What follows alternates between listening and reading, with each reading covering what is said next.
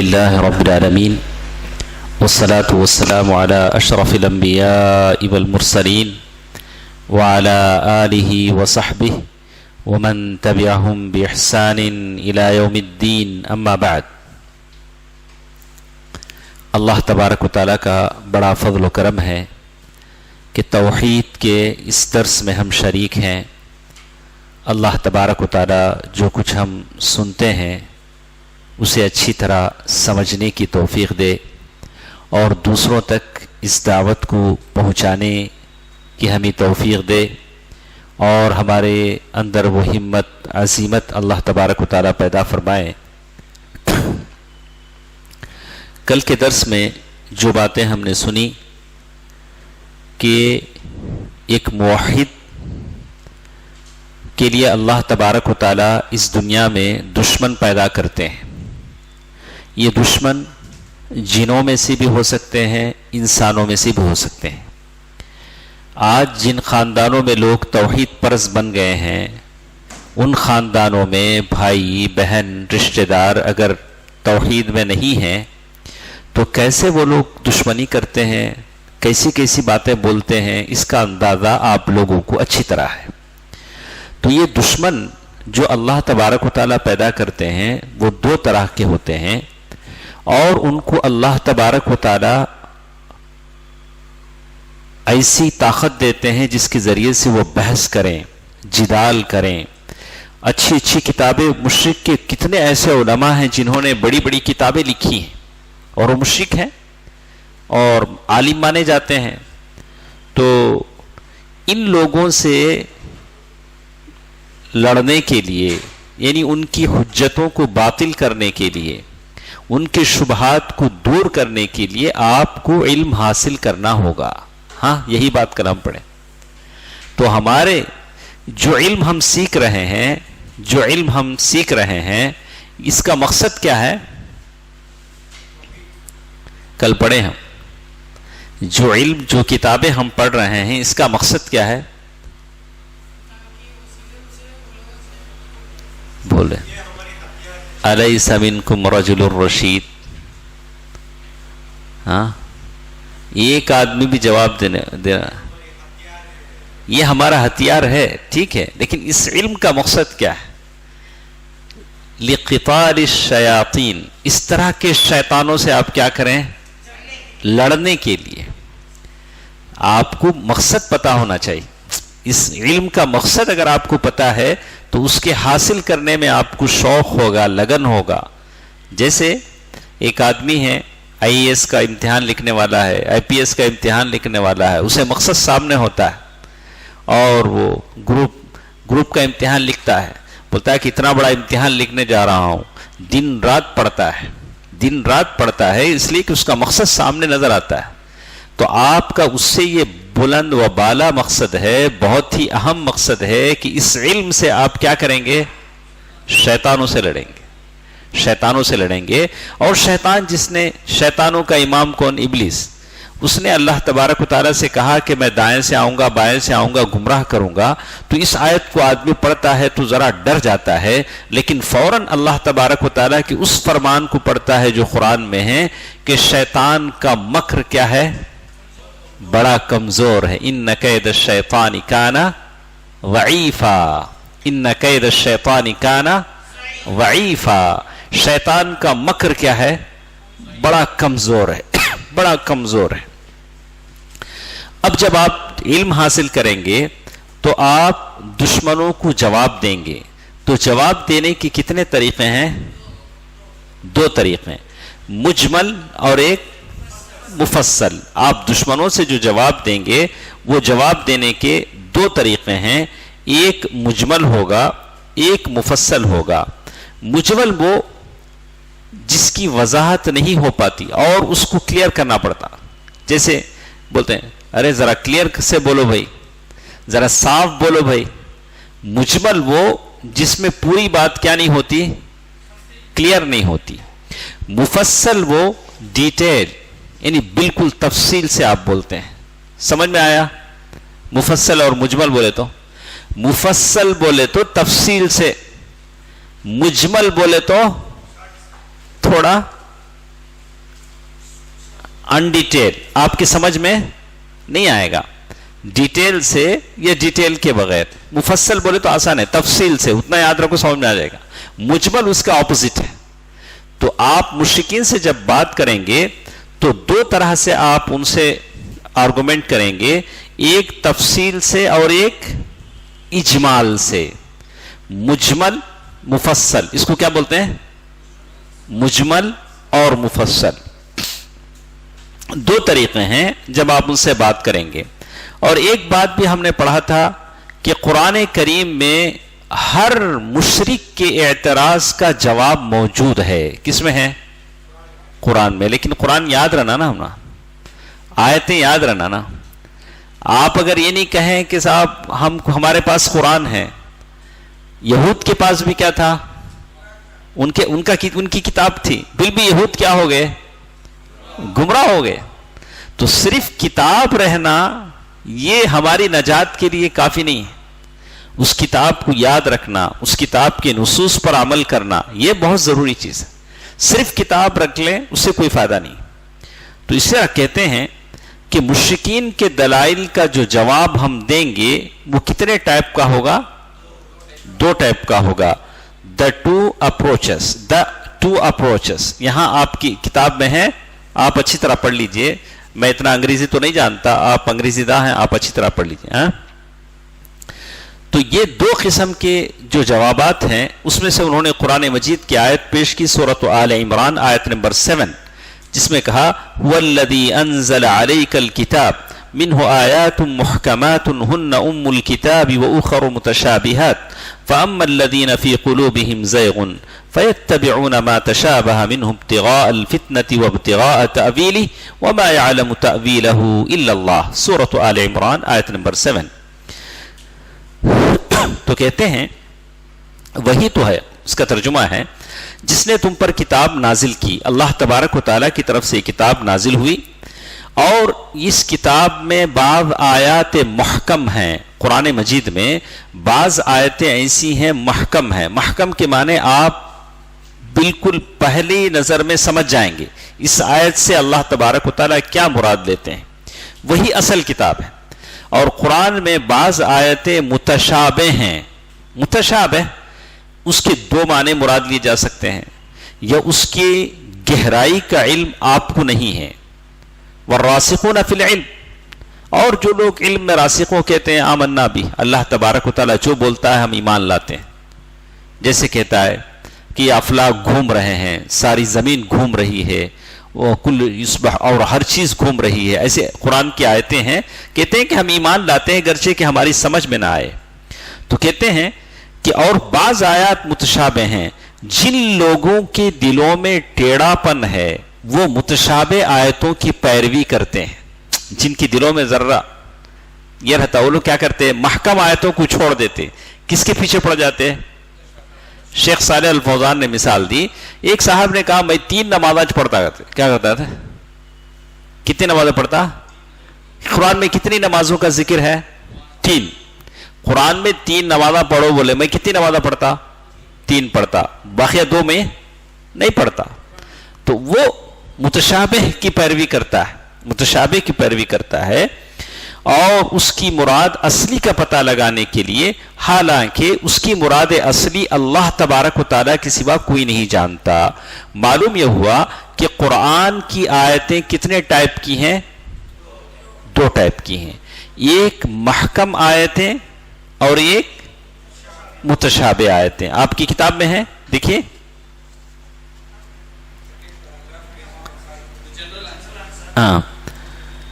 Understand ہے نہیں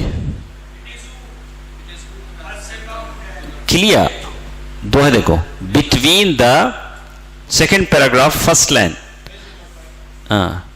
second paragraph first line میں بٹوین دا کیا ہے وہ ادریس بھائی؟ پروننسیشن اس کا نہیں. Clear and the. کچھ قرآن کی آیتیں ہیں جو کلیئر ہیں، کچھ قرآن کی آیتیں ہیں جو کلیئر نہیں ہیں. تو اللہ کے نبی صلی اللہ علیہ وسلم فرمایا کہ جس کے دل میں کھوٹ ہوتا ہے وہی ان آیتوں کے پیچھے پڑتا ہے. جیسے اس کے بعد انہوں نے ایک مثال دیا.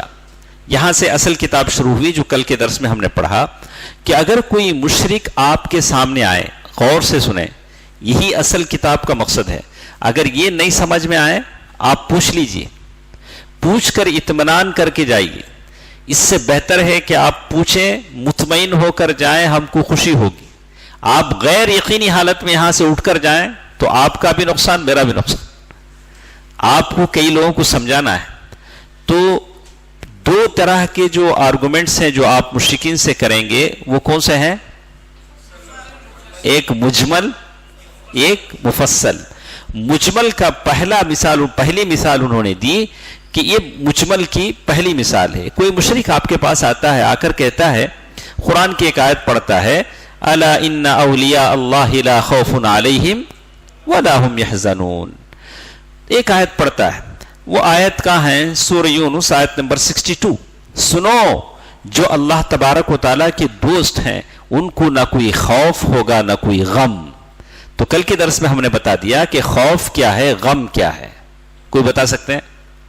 بتائیے، خوف کس کو بولتے ہیں، غم کس کو بولتے ہیں؟ آگے جو آ رہا ہے اس کے تعلق سے خوف، پیچھے جو چھوڑ کے جا رہا ہے اس کے تعلق سے غم. چھوٹے بچے، بیوی، بوڑھے ماں باپ، اس کے تعلق سے نہ غم کرو نہ خبر کی پریشانیوں کا خوف کرو. یہ فرشتے آ کر کہتے ہیں. کس کو آ کر کہتے ہیں؟ اولیاء اللہ کو. الا ان اولیاء اللہ، اللہ کے اولیاء کو. اب سوال یہ اٹھتا ہے کہ اللہ کے اولیاء کون ہیں؟ آپ اللہ کے ولی ہیں؟ ہاں ہیں انشاءاللہ، اس میں کوئی حرج نہیں. اللہ ولی الذین آمنوا، اللہ تبارک و تعالیٰ ان لوگوں کا دوست ہے جو ایمان لائے. اللہ ولی الذین آمنوا. اللہ کے ولی کے لیے کوئی خاص ڈریس، پگڑی، کچھ شرط ہے کیا؟ نہیں ہے. اللہ کا ولی کوئی بھی ہو سکتا ہے جو صاحب ایمان ہو. کوئی بھی عورت ہو سکتی ہے جو صاحب ایمان ہو. اگر کسی عورت کے لیے میوے مل سکتے ہیں، ہاں، بے وقت کے موسم کے پھل مل سکتے ہیں، اللہ کے نبی تعجب کرنے لگے، یا مریم انا لکی ھذا قالت من عند اللہ. مریم یہ کہاں سے آئے تیرے پاس؟ یہ عجب موسم کے پھل ہیں، بے وقت موسم کے پھل ہیں. کہا قالت من عند اللہ. کس نے دیا؟ اللہ تعالیٰ نے دیا. تو وہ اللہ کی اولیاء تھی، اللہ کی ولیہ تھی. تو کوئی بھی اللہ کی ولی بن سکتی ہے. اس کے لیے بال چھوڑ دینا، پاگل ہو جانا، مہینہ بھر نہیں نہانا، وہ کیا بھی ضروری نہیں ہے. ننگے بیٹھ جانا، یہ سب ضروری نہیں ہے اللہ کے ولی ہونے کے لیے. والعیاذ باللہ، یہ تو شیاطین ہے، شیاطین الانس والجن ہیں. کہتے ہیں یہ تو اللہ کے ولی. اچھا، اور ایک بات کہتے ہیں، اولیاء اللہ متفاوتون، اللہ کے ولی ہیں جو ایک درجے کے نہیں ہیں. سمجھ میں آیا؟ اللہ کے درجے، اللہ کے اولیاء، ان میں بھی کیا ہے؟ ولی کامل. ایک ولی کیا ہو سکتا ہے؟ ولی کامل. پورے اللہ کے ولی کامل ہیں. کوئی اس سے کمتر ہو سکتا ہے. اور کچھ اللہ کے اولیاء ایسے بھی ہو سکتے ہیں جو گمنام ہو. معلوم آپ کو، جن کے کوئی مرید نہیں، جن کے کوئی نام نشان نہیں، جن کا اشتہار نہیں، جن کے نام سے لوگ جمع نہیں ہوتے، لیکن وہ بھی کیا ہیں؟ اللہ کے اولیاء ہیں. اب ہم لوگ کیا سمجھتے ہیں؟ جن کے فین جتنے زیادہ ہیں ان اتنے بڑے بزرگ. نہیں، یہ بالکل غلط ہے، غلط ہے، ضروری نہیں. اللہ کے اولیاء کے لیے گمنام آدمی بھی اللہ کا ولی ہو سکتا ہے، جس کے حدیثوں میں بیان کیا گیا کہ اس کو کوئی نہیں جانتا. اچھا، اب آ کر اس نے یہ آیت پڑھی. یہاں سے ہم شروع کر رہے ہیں. اس نے آ کر یہ آیت آپ کے سامنے پڑھی. کون سی آیت بولیے؟ الا ان اولیاء اللہ لا خوف علیہم ولا هم يحزنون. سنو، جو اللہ کے دوست ہیں ان کو نہ کچھ خوف ہوگا اور نہ غم. آپ کوشش کریں کہ اللہ تبارک و تعالیٰ کے کیا ہو جائیں؟ آپ دوست ہو جائیں. ابو عمر السبیعی ایک یہ ہیں، ان کے بارے میں شیخ عبدالرزاق العباد انہوں نے ایک کتاب لکھی کہ سلف جو پہلے تھے وہ ان کی عبادتیں کیسی تھیں، جو نوجوان تھے. تو میں نے آج میرا اس میں اسٹیٹس رکھا کہ کیسے وہ لوگ کرتے تھے. کہتے ہیں کہ ہر رات 1000 آیتیں پڑھ کر وہ سوتے تھے. کتنی 1000 آیتیں. ہم لوگ کم از کم قرآن کا ایک پیج پڑھ کے سوتے ہیں.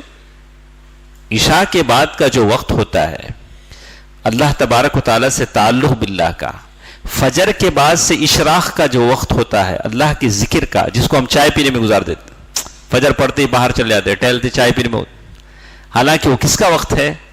اللہ کے ذکر کا وقت ہے. تو کہتے ہیں کہ میں ہر رات کتنا پڑھتا تھا؟ 1000 آیتیں.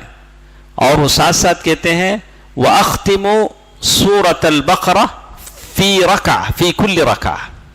ایک رکعت میں وہ کیا کرتے تھے؟ سورہ بقرہ ختم کرتے تھے. اور اشہر حرم کے روزے رکھتے تھے. 4 مہینے تو اشہر حرم ہے، وہ روزے رکھتے. تو کہا کہ یہ بڑے وہ جو لوگ تھے وہ اللہ تعالیٰ سے تقرب حاصل کرنے کا عزیمت یہ تھا. تو کہتے اگر کوئی یہ آیت پیش کرے، آ کر کہے کہ سفارش برحق ہے، وہ آیت اس نے پڑھا، پڑھ کر کیا کہا؟ نمبر 1 پہلی بات اس نے کیا کہی؟ سفارش برحق ہے. یہ کیسے جانا وہ آیت سے کہ سفارش برحق ہے؟ جلدی ہمارے پاس ٹائم نہیں ہے، ہمارے پاس شاید آج کے درس سے اور ہمارے پاس تین درس ہے، نیکسٹ ویک میں 3 سیٹنگ ہے، اب یہ لاسٹ سیٹنگ ہے. تو اس میں ہم کو پورے شعبے پڑھنے ہیں. تو ہم کیسے جانے؟ اس نے آیت پڑھی، یہ آیت آپ کو یاد ہونی چاہیے، ہمارے ساتھ جو لیڈیز ہیں ان کو بھی اور آپ کو بھی. کسی نے بھی یہ آیت پڑھی، آ کر کہا کہ سفارش برحق ہے، اس نے کیسے جانا؟ نہیں بھائی، اس کو یہ آیت سے اسے کیسے معلوم ہوا کہ سفارش برحق ہے؟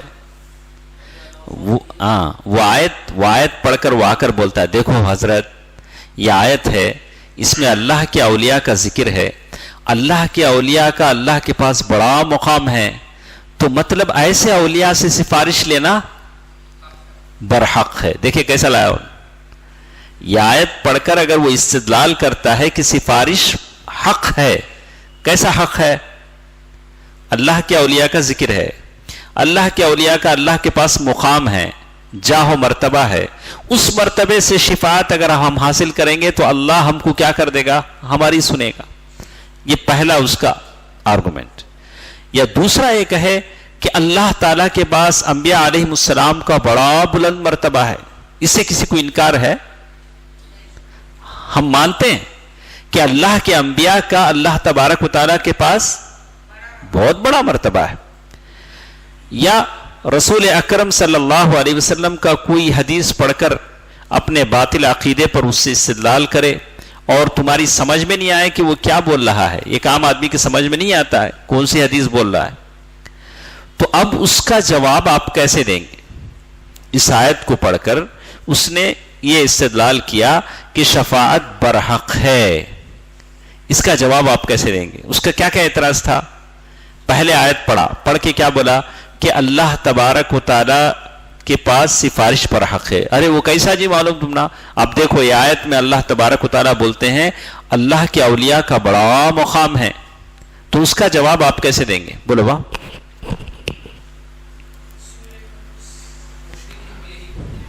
مختصر جواب آپ کیسے دیں گے؟ تو ہم کہیں گے کہ جواب یہ ہے کہ ہر مومن اللہ کا ولی ہے. نہیں، آپ بھی کیا ہیں؟ اللہ کے ولی ہیں. سارے لوگ اللہ کے ولی ہیں جو مومن ہوں، متقی ہوں. اور ایمان اور تقوی کے حساب سے ولایت بھی کمی بیشی ہوتی ہے. آپ کے دل میں کتنا ایمان ہے، کتنا تقوی ہے، آپ اتنے بڑے ولی. مشرکوں کے پاس کیا ہے؟ جو جتنا ننگا ہے وہ اتنا بڑا ولی، یا جتنا چرس پینے والا ہے، گانجا پینے والا ہے، یا جس کے لوگ آتے جاتے رہتے، کبھی نماز نہیں پڑھتا. یہ نہیں ہے. ولی کی تعریف کیا ہے؟ جس کے دل میں جتنا ایمان ہو، جس کے دل میں جتنا تقوی ہو، وہ اتنا بڑا ولی ہے. اس میں سے کوئی ولی کامل ہے اور اس کے علاوہ کوئی اور ہے. جیسے اللہ کے نبی صلی اللہ علیہ وسلم نے فرمایا رب اشعث مدفوع بالابواب لو اقسم علی اللہ لابرہ. اللہ کے نبی صلی اللہ علیہ وسلم نے فرمایا کہ کتنے اللہ کے اولیاء ایسے ہیں جو پراگندہ ہوتے ہیں، جن کو دروازوں سے دھکیل دیا جاتا ہے، لوگ آنے نہیں دیتے. ارے جاؤ جی. لوگ کس کی بات کرتے ہیں؟ بڑے بڑے مالداروں کی. حالانکہ وہ آدمی کیا ہوتا ہے؟ اللہ کا ولی ہوتا ہے. ہمارے پاس کوئی سوال پوچھنے کے لیے آیا، پہلے کیا کرتے معلوم؟ لوگوں کا احترام کیسا کرتے معلوم؟ آپ گئے سلام کیے، آپ کیا کرتے پوچھتے، پہلے کیا بولتے ہیں؟ آپ کیا کرتے؟ میں الیکٹریشین میکینک، تو آپ کا ریسپیکٹ اسی حساب سے ہوتا. آپ بولے میں بڑا بلڈر، میں بڑا یہ، تو آپ کا ریسپیکٹ کیا ہوتا؟ بدل جاتا. ارے بیٹھو بیٹھو بیٹھو، چیئر دیتے بٹھاتے. آدمی کو اس سے فرق. ہم کس بنیاد پر لوگوں سے سلوک کریں؟ ایمان اور تقوی کی بنیاد پر. آدمی کے اندر جتنا تقوی ہے، ایمان ہے، اس کے حساب سے وہ کیا ہے؟ اللہ تبارک و تعالیٰ کا ولی ہے. ٹھیک ہے، ہم آگے بڑھتے ہیں. کہتے ہیں کہ ومن ناحیۃ الثانیہ، اگر ایک آدمی کو معلوم ہو گیا کہ اللہ کا ولی ہے، اللہ تبارک و تعالیٰ کے اس کے پاس مقام ہے، تو اللہ تبارک و تعالیٰ کا اس کے پاس مقام ہے، تمہاری نیکی تمہارے ساتھ ہے. اب اس کا کیا مطلب ہے کہ آپ کہیں کہ اللہ کے پاس اس کا مقام ہے، اسی لیے میں اس سے کیا کرتا ہوں؟ شفاعت طلب کرتا ہوں. یہ غلط ہے. اللہ کے پاس اس کا مقام ہے، تمہارے عمل کس کے ساتھ ہیں؟ تمہارے ساتھ ہیں. تو وہ اس کا یہ کیا کریں گے؟ اس کا جواب انہوں نے کیا دیا دیکھیے، آپ کے پاس انگلش میں ہے نہیں؟ تو اس کا جواب یہ دو کہ اللہ تبارک و تعالیٰ نے اپنی کتاب میں فرمایا ہے جن کے دل میں ٹیڑھا پن ہے وہ محکم آیات کے بجائے متشابہ آیات کی پیروی کرتے ہیں. اس آیت میں اس بات کی کوئی دلیل نہیں ہے کہ اولیاء اللہ کی شفاعت لی جائے، سفارش طلب کی جائے. تو کہتے ہیں بس تم کیا کرو، ان کو ایک آیت پڑھ کے سناؤ. کون سی آیت؟ یونس، سورۃ یونس آیت نمبر 18. ہؤلاء شفعاؤنا عند اللہ. جس شفاعت اور سفارش کی بات آپ کرتے ہیں کہ یہ اللہ کے اولیاء ہیں، ان کا مرتبہ ہے، یہ ہماری سفارش کریں گے، آپ کہہ دو کہ سفارش کا مالک کون ہے؟ اللہ. سفارش کا مالک کون ہے؟ اللہ. تو آج بھی جتنے خبروں پر جو کچھ بھی ہوتا ہے کس نیت سے ہوتا ہے؟ کہ وہ خبر والے کیا کریں گے؟ سفارش کریں گے. ان کو آپ یہ آیت پڑھ کر سنائیں کہ یہ اللہ تبارک و تعالیٰ کے ہاں ہماری سفارشی ہی. یہ بات کون کہتے تھے؟ وہ زمانے میں کہتے تھے.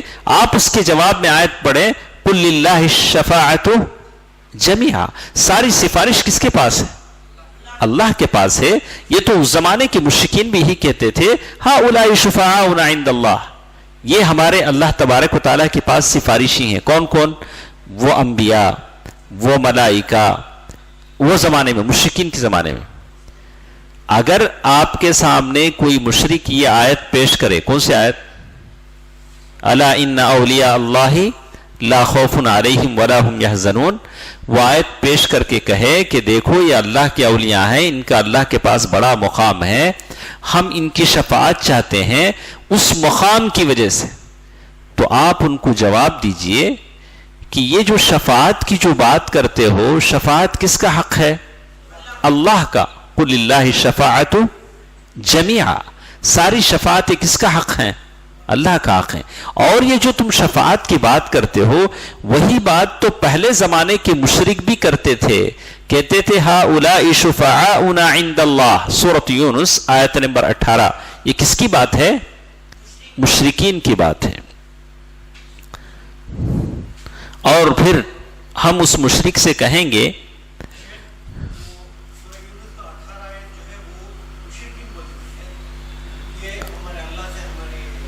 مشرکین. یہ سورۃ یونس کی جو دلیل ہے آیت نمبر 18، پہلے زمانے کے مشرکین کی بات. ہؤلاء شفعاؤنا عند اللہ. یہ جو انبیاء ہیں، یہ بت ہیں، یہ فرشتے ہیں، یہ سب کون ہیں؟ ہمارے سفارشی ہیں. وہی آج کے زمانے میں یہ مشرک بولتے ہیں. کیا بولتے ہیں؟ کہ یہ اللہ کے اولیاء ہیں، یہ ہماری شفاعت کریں گے. تو ہم ان کو وہی جواب دیں گے اور ساتھ ساتھ یہ کہیں گے قل للہ الشفاعۃ جمیعا. ساری شفاعت کس کے پاس ہے؟ وہ کہاں ہے آیت؟ وہ آیت کہاں ہے؟ میرے پاس اس سے پہلے گئی ہی وہ آیت ہمارے پاس. تو وہ آیت ہم پیش کریں گے. تو کہتے ہیں کہ اس کے بعد ہم کہیں گے کہ باقی باتیں جو تم پیش کرتے ہو یہ ہمارے سمجھ میں نہیں آتی ہیں، اور کہتے ہیں کہ ایک طرف اللہ تبارک و تعالیٰ کہتا ہے کہ شفاعت کس کے پاس ہے؟ اللہ کے پاس ہے. ہؤلاء شفعاؤنا عند اللہ. اور مشرکین کے بارے میں کہتا ہے کہ مشرکین بھی یہ کہتے تھے کہ ہماری سفارش کریں گے، اور تم اولیاء کے بارے میں کہتے ہو کہ اولیاء ہماری سفارش کریں گے. جو مشرکین کی بات ہے. تو اللہ کی آیتوں میں آپس میں کوئی تضاد نہیں ہے، ٹکراؤ نہیں ہے. اسی طرح اللہ کے نبی صلی اللہ علیہ وسلم کی حدیث، صحیح حدیث اور قرآن کی آیت میں بھی کوئی ٹکراؤ نہیں ہے. تو کہتے ہیں کہ ایک سیدھا سادہ سا جواب ہے، جس کو اللہ تعالیٰ نے توفیق دی وہی سمجھے گا. وما يلقاها الا الذين صبروا وما يلقاها الا ذو حظ عظیم. سورۃ السجدہ آیت نمبر 35. آیت نمبر کیا بولا؟ سورۃ السجدہ آیت نمبر 35. ایسا سیدھا سیدھا جواب آپ اس کو دیں گے. اور اس کے بعد وہ کہتے ہیں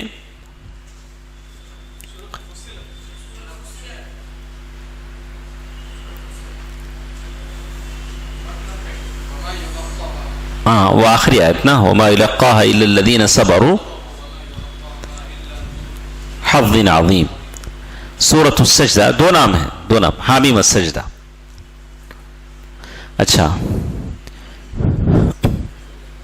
اس کے بعد دیکھیے، اس کے بعد یہ جواب کون سا جواب ہے؟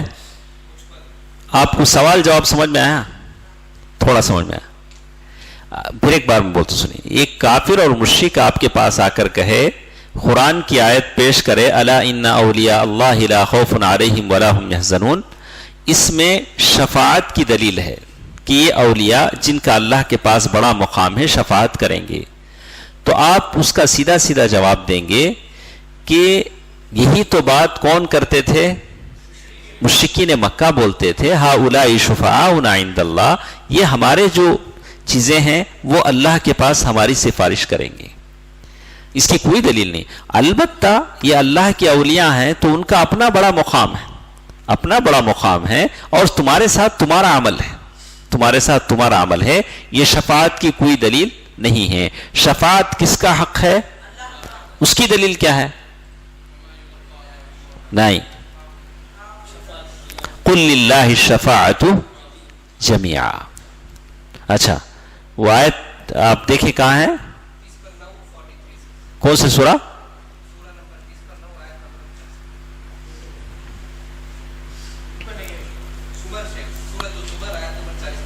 قل للہ الشفاعۃ جمیعا. آپ آیت نوٹ کر لیجئے اس لیے کہ بعد میں اس کو یہ ہوں گے. سورۃ الزمر آیت نمبر 43.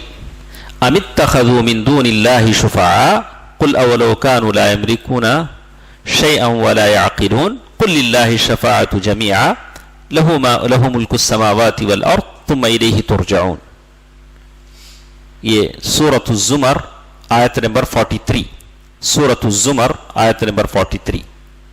تو اس آیت کو نوٹ کر لیجئے. اس کے بعد دیکھیے، یہ تو رہا ایک مختصر سا جواب. اگر آپ تفصیل سے جواب دینا چاہیں تو کیسا دیں گے؟ پہلے آپ اس کو اچھی طرح سمجھ لیں.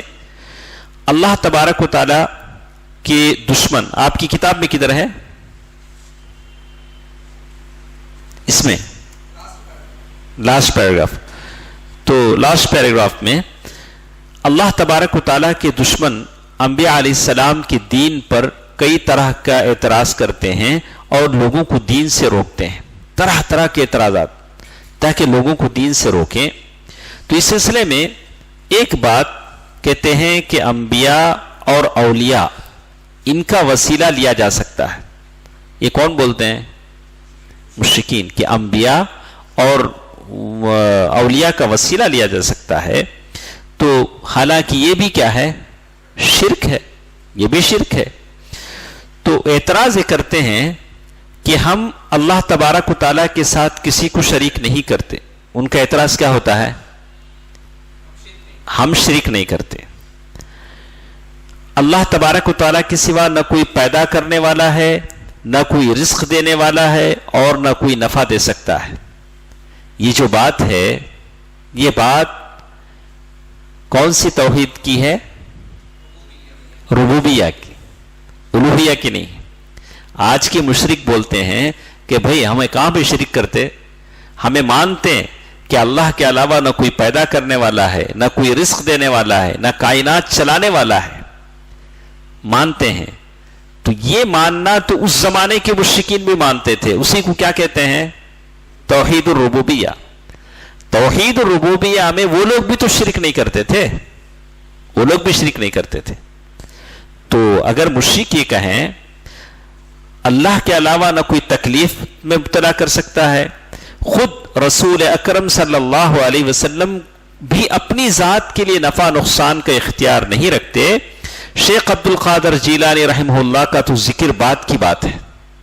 اگر مشرک کہیں کہ ہم اللہ تبارک و تعالیٰ کو خالق مانتے ہیں، رازق مانتے ہیں، سارے مصیبتوں سے نکالنے والا مانتے ہیں، اور اللہ کے علاوہ کوئی نفع نقصان کا مالک نہیں ہے، اللہ کے نبی صلی اللہ علیہ وسلم اپنی ذات کے لیے نفع نقصان کے مالک نہیں ہیں، تو پھر شیخ عبد القادر جیلانی کی بات کیا ہوتی ہے؟ اس طرح کا مشرک کہتا ہے. اور ساتھ ساتھ یہ بھی کہتا ہے لیکن میں ایک گنہگار انسان ہوں. کیا بولتا؟ کہاں ہے دیکھو کتاب میں، دیکھیے سیکنڈ لائن آخر میں، آیا میں سننا، میں کیا ہوں؟ گنہگار ہوں. یہاں سیکنڈ لائن دیکھیے، میں آپ اس کو فالو کریں گے تو سمجھ میں آئے گا. میں گنہگار ہوں، میں گنہگار انسان ہوں، اور چونکہ اللہ تبارک و تعالیٰ کے دربار میں نیک لوگوں کا بڑا مرتبہ ہے، اس لیے میں ان کے واسطے سے مانگتا ہوں. کیا کیا باتیں اس نے کہی؟ اس نے کہا کہ ہم اللہ کے اولیاء سے، انبیاء سے ہم مانگتے نہیں ہیں، ہم اللہ کے ساتھ شرک نہیں کرتے ہیں. ہم اس بات کو مانتے ہیں کہ اللہ خالق ہے، رازق ہے، کائنات کو چلانے والا ہے، اور اللہ کے نبی صلی اللہ علیہ وسلم خود بھی اپنی ذات کے لیے نفع نقصان کے مالک نہیں ہیں. شیخ عبد القادر جیلانی تو دور کی بات ہے، ایسے کوئی مشرک کہتا ہے. لیکن چونکہ میں گنہگار انسان ہوں، اور میں ان بزرگوں کے توسط سے کیا مانگتا ہوں؟ بخشش مانگتا ہوں، فضل مانگتا ہوں. تاکہ توسط سے کہ مانے وسیلے سے. بات وہی گول پھرا کر کیا ہوئی؟ گنہگار انسان کو کیا کرو بولے اللہ کے رسول؟ توبہ کرو بولے، خبر کے پاس جاؤ بولے. ارے بھائی تو گنہگار ہے تو کیا کرنا؟ اللہ تبارک و تعالیٰ کے پاس جانا، توبہ استغفار کرنا، تاکہ اللہ تبارک و تعالیٰ تیرے گناہ کو معاف فرما دے. تو کہتے ہیں اس سلسلے میں کچھ باتیں شیخ صالح الفوزان رحمہ اللہ نے کہا کہ وہ آدمی کہتا ہے کہ ہم گواہی دیتے ہیں کہ اللہ تبارک و تعالیٰ ایک ہے، محمد صلی اللہ علیہ وسلم اللہ کے رسول ہیں، اور کوئی نفع نقصان کا مالک نہیں ہے، اور لیکن چونکہ ہم گنہگار ہیں اسی لیے اللہ تبارک و تعالیٰ ان لوگوں کے پاس جاتے ہیں تاکہ اللہ تبارک و تعالیٰ ہم کو بخش دے. تو شیخ ابن عثیمین رحمہ اللہ اس بات کی تفسیر کرتے ہوئے کہتے ہیں اذا كنت مذنبا فلماذا لا تستغفر اللہ وتطلب اللہ. اگر تو گنہگار ہے تو کیا کر؟ استغفار کر. واللہ جل وعلا امرک بالاستغفار ووعدک بالتوبہ. اللہ تبارک و تعالیٰ نے تجھے توبہ کرنے کو کہا، استغفار کرنے کو کہا، اللہ تبارک و تعالیٰ قبول کرے گا. وَلَمْ يَقُلْ إِذَا أَذْنَبْتَ فَاذْهَبْ إِلَىٰ خَبْرِ الْوَلِي. یہ نہیں کہا کہ تم گناہ کرو تو ولی کی خبر کے پاس جاؤ، ایسا بولے. یہ کس کے پاس ہے؟ کرسچنوں کے پاس بھی ہے. معلوم کیا تم ادھر ادھر کر ڈالے تو پاسٹر کے کان میں جا کو بولنا ایسا ایسا ہو گیا. وہ پاسٹر کیا کرتا؟ ذرا پانی ڈال کو ایک کر کو ایڈجسٹ کر کو چھوڑاتا، ہو گیا خلاص. ہمارے پاس ایسا نہیں، یہ ایڈجسٹمنٹ ہمارے پاس نہیں ہے. اللہ تبارک و تعالیٰ کا دربار ہے. وَوَعَدَكَ بِالتَّوْبَةِ وَلَمْ يَقُلْ إِذَا أَذْنَبْتَ فَاذْهَبْ إِلَىٰ قَبْرِ الْوَلِيِّ الْفُلَانِ أَوِ الْعَبْدِ الصَّالِحِ الْفُلَانِ وَتَوَسَّلْ بِهِ وَاجْعَلْهُ وَاسِطَةً بَيْنِي وَبَيْنَكَ. اللہ تبارک و تعالیٰ نے نہیں کہا کہ کوئی غلطی ہو جائے تو فلاں خبر کے پاس جاؤ اور اس سے واسطہ کرو، میں تمہاری غلطی کو معاف کر دوں گا، ایسا کچھ نہیں کہا۔ تو کہتے ہیں البتہ تم یہ جو کہتے ہو کہ ان کا اللہ کے پاس بڑا مقام ہے، انبیاء کا، اولیاء کا، تو شیخ ابن عثیمین رحمہ اللہ فرماتے ہیں فجاہہم وصلاحہم لہم، ان کا مرتبہ ان کے ساتھ، ولا ينفعك اذا كنت مذنبا، تم اگر گنہگار ہو تو ان کا مرتبہ تم کو کوئی فائدہ نہیں دے گا۔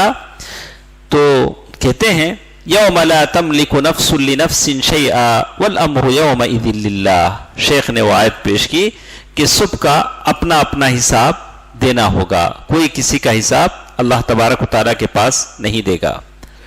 تو معلوم یہ ہوتا ہے کہ اس کا جواب آپ کیسے دیں گے، اس کا اعتراض جو اس نے کیا، کیا اعتراض تھا اس کا، کوئی بول سکتے ہیں؟ آپ بولیے۔ ایک آدمی آپ کے پاس آیا، یہ دوسرا اعتراض ہے۔ پہلا مجمل تھا، آپ نے پیش کر دیا، اس میں اس نے کون سی آیت پیش کی؟ الا ان اولیاء اللہ لا خوف علیہم ولا هم يحزنون، یہ دوسری بات ہے۔ کیا بات اس نے پیش کی ہے؟ مجمل، مفصل، ڈیٹیل اعتراض۔ تو کیا پیش کیا تھا اس نے آپ کے پاس آ کر؟ کیا بولا تھا؟ بھائی میں گنہگار آدمی، میں شرک نہیں کرتا، اللہ کو خالق مانتا ہوں، رازق مانتا ہوں، پیدا کر مدبر مانتا ہوں، میں شرک نہیں کرتا، اور یہ بھی مانتا ہوں کہ اللہ کے نبی صلی اللہ علیہ وسلم خود اپنے نفع نقصان کے مالک نہیں ہیں۔ تو شیخ عبد القادر رحمہ اللہ تو دور کی بات، ہم ان کو بھی نہیں مانتے، بس گنہگار ہوں، ان کے توسط سے مغفرت چاہتا ہوں، ایسا اگر بولتا ہے تو اسے آپ کیسے جواب دیں گے؟ تو اس اعتراض کا جواب پہلے بھی گزر چکا ہے کہ جن لوگوں نے رسول اللہ صلی اللہ علیہ وسلم سے اللہ کے نبی صلی اللہ علیہ وسلم نے جن لوگوں سے جنگیں لڑیں، وہ لوگ بھی یہی کہتے تھے۔ وہ لوگ کہتے تھے کہ ہم مانتے ہیں کہ اللہ خالق ہے، رازق ہے، مدبر ہے، پھر بھی اللہ کے نبی صلی اللہ علیہ وسلم نے ان کو کیا کہا کہ تم مشرک ہو، توحید ربوبیہ کو تم شرک مانتے ہو، لیکن الوہیہ میں کیا کرتے ہو؟ شرک کرتے ہو، توحید العبادہ میں۔ اچھا، ان کے معبود بھی کسی قسم کا اختیار نہیں رکھتے، وہ سمجھتے تھے کہ لات، منات، عزا، حبل، اساف، نائلہ کسی کا اختیار نہیں رکھتے ہیں، اللہ ساری چیزوں کا اختیار رکھتا ہے، لیکن پھر بھی وہ کیا کہلائے؟ مشرک کہلائے گئے۔ وہ لوگ کیا بولتے تھے؟ ان کے وسیلے سے ہم شفاعت کے طلبگار ہیں۔ تم بھی آج وہی بات کہتے ہو کہ ہم اللہ کو تو مانتے ہیں، لیکن ان قبروں، ان اولیاء سے، انبیاء کی شفاعت ہم مانگتے ہیں۔ تو معلوم ہی ہوا، تو ایسے آدمی کو تم کیا کرو؟ قرآن مجید کی آیتیں پڑھ کر سناؤ۔ کیا کرو؟ قرآن مجید کی آیتیں پڑھ کر سناؤ۔ بڑا لمبا اس میں تھوڑی بہت لمبی تفصیل ہے، ہمارے پاس شاید اتنا وقت نہیں ہے۔ تو کہتے ہیں کہ ایسے آدمی کو قرآن مجید کی آیتیں پڑھ کر سنائیں، جیسے وَيَعْبُدُونَ مِن دُونِ اللَّهِ مَا لَا يَضُرُّهُمْ وَلَا يَنفَعُهُمْ وَيَقُولُونَ هَؤُلَاءِ شُفَعَاؤُنَا عِندَ اللَّهِ۔ ابھی جو آیت گئی کون سی؟ سورۃ یونس آیت نمبر 18۔ اور اسی طرح وَالَّذِينَ اتَّخَذُوا مِن دُونِهِ أَوْلِيَاءَ مَا نَعْبُدُهُمْ إِلَّا لِيُقَرِّبُونَا إِلَى اللَّهِ زُلْفَىٰ۔ اور کون سی آیت؟ سورۃ الزمر آیت نمبر 3۔ تو یہ ساری آیتیں ان کو پڑھ کر سنائی جائیں۔ اور اسی طرح وہ کہتے ہیں کہ ایک اور اعتراض جو کہا کہ مشرکین کا ایک اعتراض یہ بھی ہوتا ہے جو شرک کی آیات کے رد میں ہیں۔ وہ لوگ کیا بولتے ہیں؟ یہاں اور ایک اعتراض ہے، نہیں آپ کی کتاب میں دیکھیے،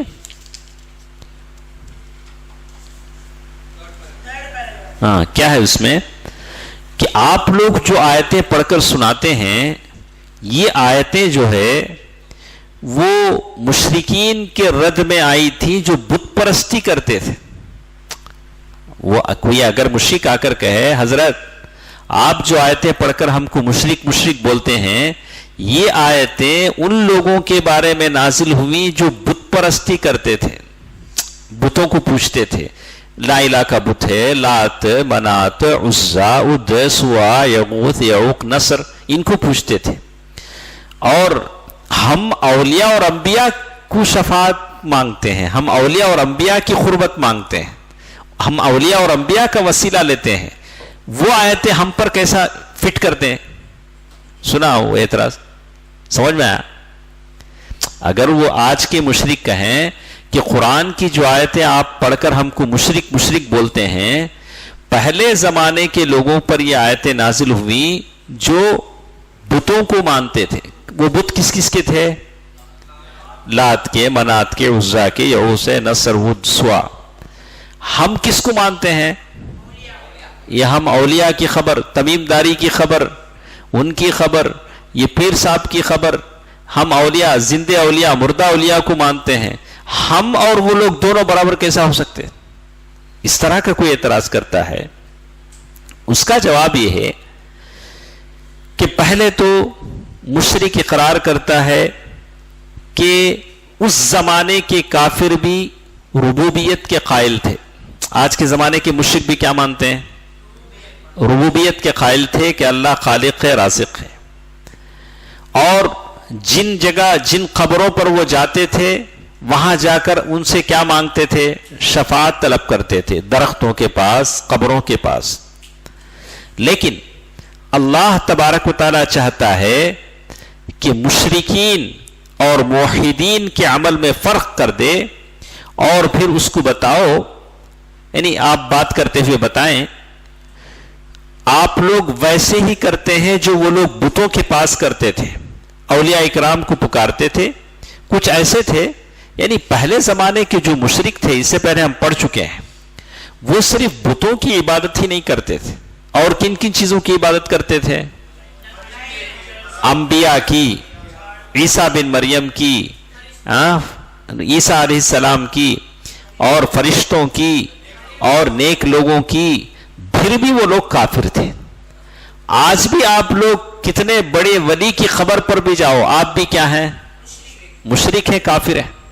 سیدھا سادہ جواب، وہی جواب شیخ نے دیا کہ بالکل سیدھا سادہ جواب دیا. اور آپ یہ کہیں کہ آپ پہلے لوگوں کی بات کرتے ہیں، تو پہلے لوگ ربوبیت کو مانتے تھے جیسے تم مانتے ہو، اللہ تعالیٰ خالق ہے، رازق ہے، مدبر ہے. لیکن آپ لوگ جو کہتے ہیں کہ یہ آیتیں ان لوگوں پر نازل ہوئی جو بت پرستی کرتے تھے، وہ بت پرستی ہی نہیں کرتے تھے، وہ بھی تمہاری طرح فرشتوں کو بھی مانتے تھے، فرشتوں کے پاس ان کو بھی ان کی روحوں سے وہ مدد مانگتے تھے، اولیاء کی روحوں سے مانگتے تھے، ساری روحوں سے مانگتے تھے. تو اس طرح وہ مشرک ہوئے، تم بھی کیا ہوئے؟ مشرک ہوئے. اس کے لیے شیخ نے قرآن مجید کی آیت پیش کی کہ اولئک الذین یدعون یبتغون الی ربہم الوسیلۃ ایہم اقرب. جن کو یہ لوگ اللہ تعالیٰ کے علاوہ پکارتے ہیں، وہ خود اللہ تعالیٰ کے حضور وسیلہ، قرب تلاش کرتے رہتے ہیں. ان میں سے کون اللہ تعالیٰ کا زیادہ مقرب ہے؟ بنی اسرائیل، آیت نمبر 57. تو معلوم یہ ہوا کہ یہ ان کی دلیل تھی جیسے وہ مشرک پیش کرتے تھے. تو اس سلسلے میں شیخ ابن عثیمین رحمہ اللہ کا ایک بات ہم یہ کریں گے. تو ایک شبہ پہلا تھا، میں ایک بار پڑھتا ہوں، آپ ذرا غور سے سنیں. دوسرا شبہ ان لوگوں کا وہ تھا کہ پہلے لوگوں کے لیے آیتیں نازل ہوئی جو بتوں کی عبادت کرتے تھے. تو اس سلسلے میں آپ جواب دیں گے وہ بتوں کی عبادت نہیں کرتے تھے، بہت سارے لوگوں کی بھی عبادت کرتے تھے. اور اسی طرح تیسرا شبہ انہوں نے یہ پیش کیا ہے. تیسرا شبہ پڑھے نہیں نا ہم لوگ؟ نہیں پڑھے، پڑھیں گے. دیکھیں تیسرا شبہ کا مختصر میں بول دیتا ہوں. تیسرا شبہ کیا ہے؟ جو شخص غیر اللہ کے لیے ذبح کرے، پہلے اس کا آپ کی کتاب میں کہا ہے سیکریفائس، پہلے اس سے پہلے کیا ہے؟ دعا ہے نہیں؟ ہاں دیکھیے، ہاں اس میں کیا کہتے ہو؟ اچھا پہلے دعا ہے، اس سے پہلے کیا ہے؟ دعا ہے. تو دعا کے سلسلے میں مشرکین کا اعتراض ہے کہ اس سے پہلے تو ہم پڑھ چکے ہیں وہ اعتراض. جو آیات شرک کے رد میں ہیں وہ بت پرستوں کی نازل ہوئی ہیں، آپ انبیاء اور اولیاء پر کیوں لگاتے ہیں؟ تو ہم نے اس کو پڑھ لیا کہ انبیاء اور اولیاء کہا کہ انبیاء اور اولیاء ہی اس زمانے میں نہیں تھے، وہ لوگ جو صرف بتوں کو نہیں پکارتے تھے، انبیاء اور اولیاء کو بھی پکارتے تھے اس زمانے میں. جیسے وہ لوگ مشرک ٹھہرے تم بھی ٹھہرے. پکارنے سے مراد کیا ہے؟ دعا. ایک آدمی جاتا ہے، آپ یہ خبروں پر درگاہوں پر دیکھتے لوگ جا کے کیا کرتے ہیں؟ دعا کرتے ہیں، مانتے ہیں، سجدے کرتے ہیں. لیکن جیسے میں کہتا ہوں اس کتاب میں جو شیخ نے لکھا ہے آج کے مشرکوں کی حالت اس سے بھی خطرناک ہے. شیخ نے لکھا ہے کہ آج کے مشرک ان لوگوں کو خالق رازق نہیں مانتے ہیں، حالانکہ آج کے مشرک کیا مانتے ہیں؟ رازق مانتے ہیں. 11ویں شریف اسی لیے تو کرتے ہیں، کاروبار میں برکت اول کو. تو وہ لوگ ان لوگوں کو کیا مانتے ہیں؟ دینے والا مانتے ہیں، دینے والا مانتے ہیں. تو بعض لوگ تو بولتے ہیں کہ اللہ کے پلے میں وحدت کے سوا کیا ہے، اللہ کے پاس کیا ہے؟ کیا بھی نہیں، جو بھی مانگنا ہے کیا مانگ لینا، ان لوگوں سے مانگ لینا، ادھر مانگ لینا ادھر. تو آج کے مشرکین کی حالت گزشتہ مشرکین سے بھی بدتر ہے، بدتر ہے، گرچہ کے حکم دونوں میں ایک ہے. تو اس کے بعد جو انہوں نے آخری پیراگراف بتایا، ذبح کرنا، یہ عبادت ہے کہ نہیں ہے؟ عبادت ہے. تو اس سلسلے میں آپ کے پاس تو وہ چیز ہے. تو کہتے ہیں کچھ آیتیں انہوں نے پیش کی.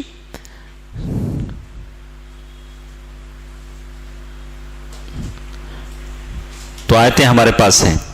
تو اس سلسلے میں کہتے ہیں انبیاء اور اولیاء کو سفارش سمجھ کر پکارنا شرک ہے. بھلے انبیاء اور اولیاء کو آپ سفارشی سمجھ کر پکاریں وہ بھی شرک کہلاتا ہے. اسی طرح جیسے انہوں نے کہا تو اگر کوئی پکارتا ہے انبیاء اولیاء کے سامنے جا کر دعائیں کرتا ہے تو آپ اس سے کہیں کہ یہ دعا کرنے کی بات اللہ سے ہونی چاہیے یا قبروں پر ہونی چاہیے. قرآن کیا کہتا ہے؟ قرآن کیا کہتا ہے؟ قرآن کہتا ہے ادعوا ربکم تضرعا وخفیہ انہ لا يحب المعتدین. اپنے رب کو عاجزی سے اور خفیہ طور پر پکارو، بے شک وہ حد سے بڑھنے والوں کو دوست نہیں رکھتا. سورۃ الاعراف آیت نمبر 55. تو یہ دعا کیا چیز ہے؟ اللہ کی عبادت ہے. دعا کیا چیز ہے؟ عبادت ہے. تو اب یہ دعا اگر اللہ کے علاوہ کسی اور سے مانگی جاتی ہے تو وہ کیا ہے؟ شرک ہے. اب جتنے لوگ یہ قبروں پر مزاروں پر مانگتے ہیں دعا، وہ کس کا حق ہے؟ اللہ کا حق ہے.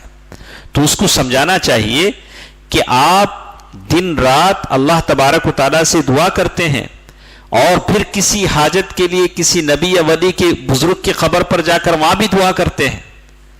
تو یہ دعا جو اللہ کے پاس مانگی جاتی ہے دوسری جگہ مانگی جاتی ہے تو یہ کیا ہے؟ شرک ہو جاتا ہے. اور اسی طرح شیخ نے ایک اور بات یہاں کہا کہ اسی طرح جانور ذبح کرنا، آج کل غیر اللہ کے نام پر جانور ذبح کرنا عام ہے. نہیں، بہت سارے لوگ کہتے ہیں، بہت سارے لوگ اللہ کے علاوہ دوسروں کے نام پر کیا کرتے ہیں؟ جانور ذبح کرتے ہیں. اس سلسلے میں کہتے ہیں انہوں نے سورہ کوثر کی آیت لکھی، فَصَلِّ لِرَبِّكَ وَانْحَرْ، اپنے رب کے لیے نماز پڑھو اور قربانی کرو. شیخ ابن عثیمین رحمہ اللہ نے بڑی تفصیل اس میں بیان کی ہے کہ آدمی جو ذبح کرتا ہے کتنے ٹائپ کا ہوتا ہے. ولیمے کے لیے ذبح کرتا ہے، دوستوں کو کھلانے کے لیے، اور کسی کو صدقہ دینے کے لیے، اور نظر کے لیے. نظر اچھی چیز نہیں ہے، اگر کوئی مان لیتا ہے تو اس کو پورا کرنا چاہیے. اور نظر سے ایک صبح ایک صاحب نے سوال کیا کہ میں میری بچی کی صحت کے لیے جانور ذبح کرنا چاہتا ہوں. تو شیخ ابن عثیمین رحمہ اللہ کہتے ہیں کہ اگر ذبح کرتے ہوئے وہ اس نیت سے ذبح کرتا ہے کہ یہ فقیروں کے لیے ہے تو اس میں سے کون کھائیں گے؟ صرف فقیر کھائیں گے. یا عام ذبح کر دیتا ہے تو تب بھی فقیر ہی کھائیں گے عام نیت سے. یا صرف اس نیت سے ذبح کرتا ہے کہ یہ میں صبح کے لیے ذبح کر رہا ہوں تو گھر والے بھی اس میں کیا کر سکتے ہیں؟ کھا سکتے ہیں. تو یہ کھانا نہیں کھانا کس پر منحصر ہے؟ آدمی کی نیت پر منحصر ہے کہ وہ کس نیت سے ذبح کر رہا ہے. اور وہ شکرانے کے طور پر، البتہ یہ مریض کی طرف سے، بیمار کی طرف سے جانور ذبح کرنا، کہا کہ آدمی ذبح کر دے، اللہ تعالیٰ پر بھروسہ کرے کہ اللہ تعالیٰ اسے صحت دے. تو کہتے ہیں کہ آپ صلی اللہ علیہ وسلم نے اللہ تبارک و تعالیٰ کے لیے قربانی کی. فصل لربک وانحر، اللہ کے نبی صلی اللہ علیہ وسلم سے کہا گیا کہ آپ اللہ کے لیے قربانی کیجیے. اور یہ قربانی کیا ہے؟ عبادت ہے. اگر کوئی جن کے لیے یا کسی نبی کے لیے جانور ذبح کر رہا ہے تو یہ قربانی جو عبادت ہے وہ کسی اور کے لیے اس نے کیا، اور اللہ تعالیٰ کی عبادت میں یہ کیا ہے؟ اس کو شریک کیا.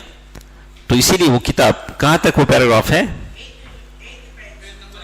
اچھا، تو اس سلسلے میں ہم دیکھتے ہیں کہ شیخ ابن عثیمین رحمہ اللہ اس کی شرح کیسے کرتے ہیں. کہتے ہیں کہ اس سے پہلے جو بات گئی شفاعت کی بات گئی، نہیں، شفاعت کے معنی سفارش ہے. تو کہتے ہیں کہ اگر کوئی آدمی اگر آپ سے کہتا ہے کہ شفاعت حق ہے تو ہم بھی کہتے ہیں کہ شفاعت حق ہے. ہم اللہ کے نبی صلی اللہ علیہ وسلم کی شفاعت کو مانتے ہیں کہ اللہ کے نبی صلی اللہ علیہ وسلم شافع ہیں، مشفع ہیں، ہم اس کا انکار نہیں کرتے. لیکن شفاعت اللہ کے نبی صلی اللہ علیہ وسلم سے نہیں مانگی جاتی، اس لیے کہ اللہ کے نبی صلی اللہ علیہ وسلم اس دنیا میں نہیں ہیں. شفاعت کس سے مانگی جاتی ہے؟ اللہ سے مانگی جاتی ہے. قل للہ الشفاعۃ جمیعا لہ ملک السماوات والارض، سورۃ الزمر آیت نمبر 40 پر 4. تو اسی لیے کہتے ہیں کہ ساری سفارشیں، شفاعت کے معنی سفارشیں کس کے ہاتھ میں ہیں؟ اللہ کے ہاتھ میں ہیں.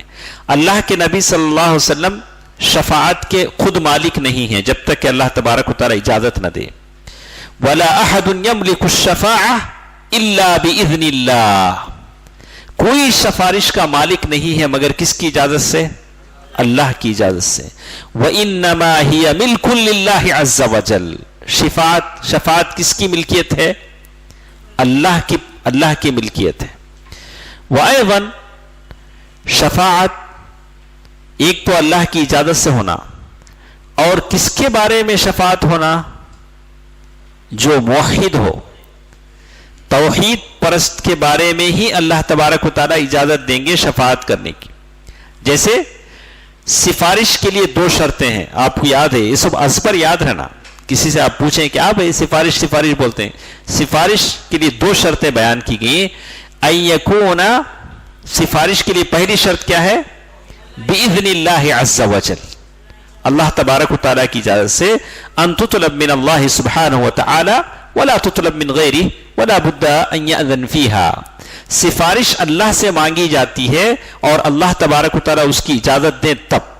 ہاں، دوسری شرط انہوں نے بتایا ان یکون المشفوع فیہ من اہل التوحید لا من اہل الشرک والکفر، جس کے بارے میں آپ سفارش کریں وہ کون ہونا؟ توحید والے ہونا.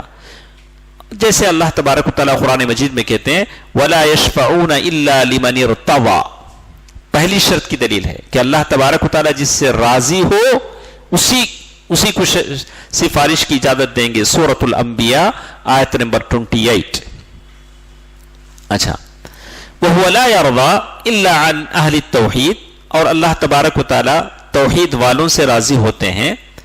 اور شفاعت، سفارش کسی میت سے مانگی نہیں جاتی، میت کوئی بھی ہو، قبر والا ہو، کوئی بھی ہو، اس سے مانگی نہیں جاتی.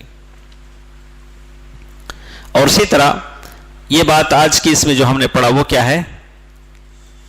ذبح کرنا ہے. کوئی کسی طرح کی آدمی ذبح کرتا ہے تو یہ ذبح کس کے لیے ہو؟ اللہ تبارک و تعالیٰ کے لیے ہو.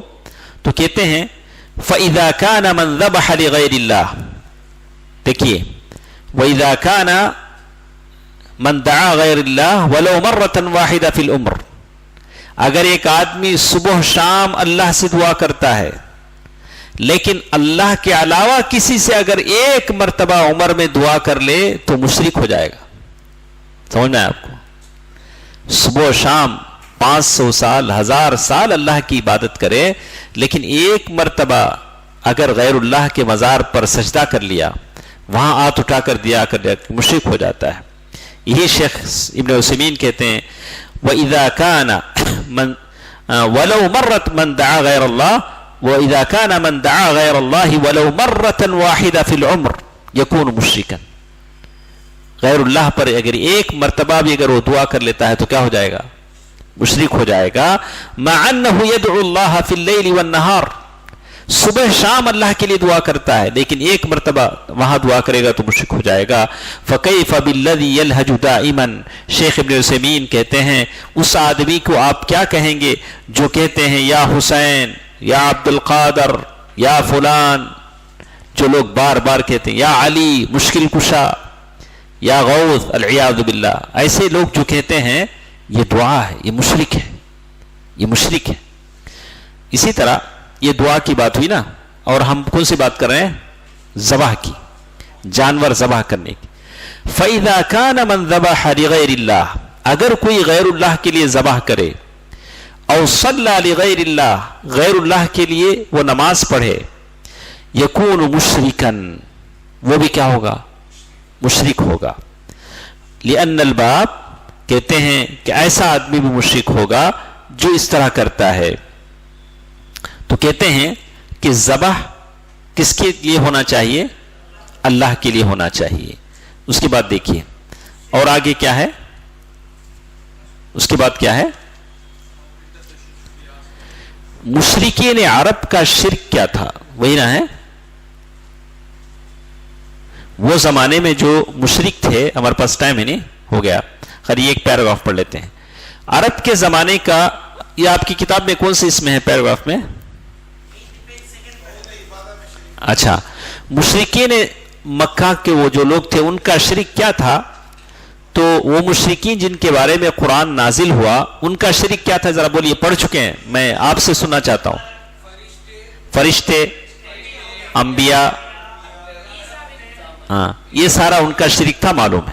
ہاں, وہ ملائکہ, صالحین, لات وغیرہ کی عبادت نہیں کرتے تھے. عبادت کس کی کرتے تھے؟ اللہ کی کرتے تھے. اور وہ ان کے نام پر جانور ذبح کرتے اور پناہ وغیرہ مانتے تھے, لیکن عبادت کس کی کرتے تھے؟ اللہ تبارک و تعالیٰ کی. اور جیسے کہا کہ وہ اللہ تعالیٰ کے, اور وہ سمجھتے تھے کہ سب اللہ تبارک و تعالیٰ کے قلبے کے تحت ہیں, اور انہوں نے ان کو پکارا صرف اس وجہ سے پکارا کہ ان کا اللہ کے پاس بڑا مقام ہے, وہ ان کی سفارش کریں گے, اس لیے وہ پکارتے تھے. کسی کسی پکارتے تھے؟ انبیاء, صالحین, نیک لوگوں کو, فرشتوں کو, انبیاء کو, لات کو, منات کو, عزا کو. اس لیے پکارتے تھے کہ اللہ کے پاس ان کا بڑا مقام ہے, وہ اللہ کے پاس سفارش کریں گے. تو یہ کس کا شرک ہے؟ کفار مکہ کا شرک ہے. تو یہ بات انہوں نے یہاں بتائی, آپ کی کتاب میں ہے. وہی شرک آج کے زمانے میں کس کا ہے؟ مشرکین کا ہے. لیکن فرق ہے, یہ لوگ کہتے ہیں کہ ہم نیک لوگوں کو پکارتے ہیں.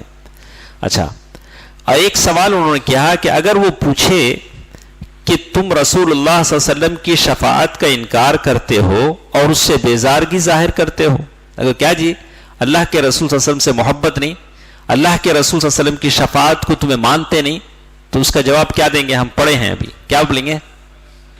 ہم مانتے ہیں کہ اللہ کے نبی صلی اللہ علیہ وسلم کی شفاعت حق ہے, آپ شافع ہیں, مشفع ہیں, لیکن آپ براہ راست اللہ کے نبی صلی اللہ علیہ وسلم سے نہیں پوچھیں گے شفاعت. کس سے پوچھیں گے؟ اللہ سے پوچھیں گے کہ اے اللہ کے نبی صلی اللہ علیہ وسلم کی شفاعت ہمیں عطا فرما. کس سے پوچھیں گے؟ اللہ تبارک و تعالیٰ سے پوچھیں گے.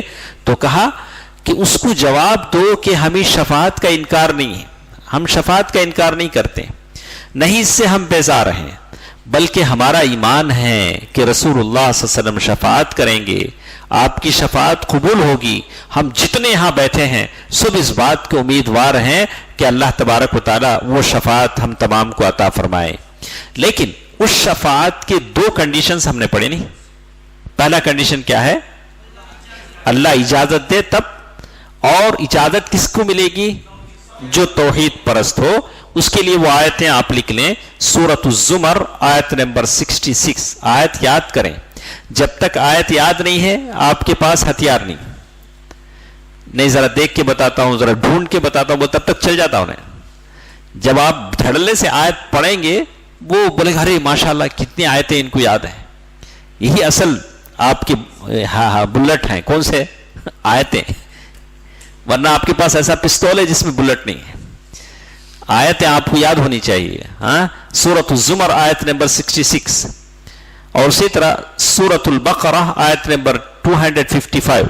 من ذا الذی یشفع عندہ الا باذنہ، کون ہے جو اس کے پاس اس کی اجازت کے بغیر کسی کی شفاعت کر سکے.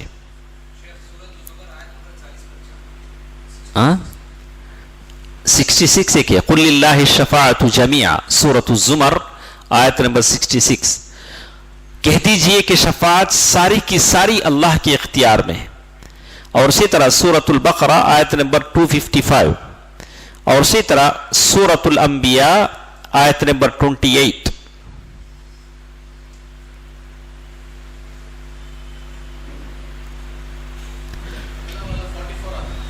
ہاں اور اسی طرح ایک اور بات ہمارے ساتھ آئی کہ شفاعت کا سوال آپ صلی اللہ علیہ وسلم سے کرنا منع ہے. شفاعت کس سے مانگیں گے ہم؟ اللہ تبارک و تعالیٰ سے مانگیں گے. اور اس کی دلیل کیا ہے؟ مانگنا ایک دعا ہے نا، اس کی دلیل کیا ہے؟ فَلَا تَدْعُوا مَعَ اللَّهِ أَحَدًا. کوئی بھی چیز مانگنا ہے کس سے مانگو؟ اللہ سے مانگو. نبی کی شفاعت بھی مانگو تو کس سے مانگو؟ اللہ سے مانگو. سورۃ الجن آیت نمبر 18. یہاں تک بس کرتے ہیں. انشاءاللہ کل بھر ہم اس کا ریویو کریں گے اور کچھ باتیں انشاءاللہ کل. لیکن سوال یہ ہے کہ آپ ان آیتوں کو جب تک یاد نہیں کریں گے انشاءاللہ اس کا صحیح مقصد حاصل نہیں ہوگا. اللہ تبارک و تعالیٰ پھر انشاءاللہ کب ہے ہمارا؟ پیر کے دن. ذرا پہلے آ جائیں اور 3 مجلسیں ہمارے ساتھ ہیں اور مختصر انداز میں اس کو ہمیں ختم کرنا ہے. ہاں انشاءاللہ جلدی نہیں دیکھیں گے، صبر سے. میں نے آپ کے سامنے تفصیل بیان نہیں کی. میں تو چاہتا تھا کہ اور تفصیل سے پڑھاؤں، لیکن چونکہ میں جب آتا ہوں تو 2 شرح پڑھ کر آتا ہوں، ایک شیخ صالح عثیمین کی، ایک شیخ فوزان کی رحمہم اللہ. تو یہ دونوں شرح بڑی لمبی ہے، بڑی تفصیل ہے، اس میں ساری چیزیں ہیں. اگر آپ کے اندر ہمت ہے پڑھنے کی تو انشاءاللہ ہم پڑھانے ہیں، لیکن چونکہ وقت کم ہوتا ہے تو پوری بات آپ کے سامنے بتا نہیں سکتے ہیں. تو انشاءاللہ پیر کے دن پھر انشاءاللہ ہم بیٹھیں گے. تو 8:40 تک اگر آپ آ جائیں انشاءاللہ، یہاں کی نماز جیسی ہوتی ہے آپ آ جائیں. سنت بعد میں پڑھ سکتے. اللہ کے نبی صلی اللہ علیہ وسلم نے کوئی سنت مسجد میں نہیں پڑھی ہے، صرف فرض پڑھا ہے. لیکن یاد سے بعد میں پڑھ لینا چاہیے، اس لیے ہم پڑھ لیتے ہیں کہ وہ سنت ہی رہ جاتی ہے. اللہ تبارک و تعالیٰ جو کچھ سنتے ہیں عمل کرنے کی توفیق دے. آمین برحمتک یا ارحم الراحمین.